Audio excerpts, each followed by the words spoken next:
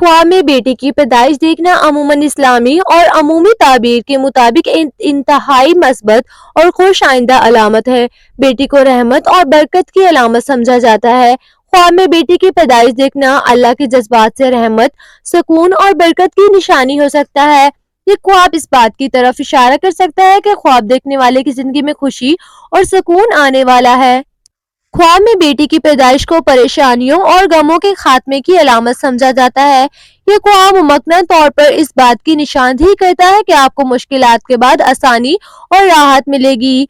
बेटी को इस्लामी तालीमात में नेमत और मोहब्बत की अलामत समझा जाता है। ख्वाब में बेटी देखना इस बात की अलामत हो सकता है कि आपके घर या खानदान में सुकून, बरकत और मोहब्बत आएगी।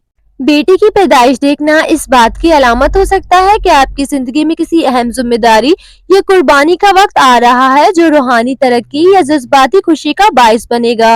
अगर बेटी सेहतमंद और खुश नजर आए तो ये खुशहाली, मोहब्बत और नेमत की अलामत है। अगर बच्ची बीमार, कमजोर हो तो ये मुमक्कना चैलेंजेस की निशानदेही हो सकती है और दुआ और सदका की तरगीब देता है।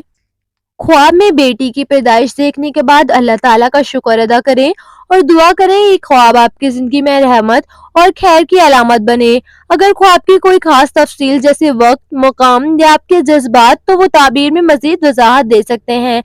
अगर आप मजीद तफसीलात जानना चाहते हैं तो हमें कमेंट करें। इंशाअल्लाह हम आपकी वीडियो जरूर बनाएंगे। Thanks for watching.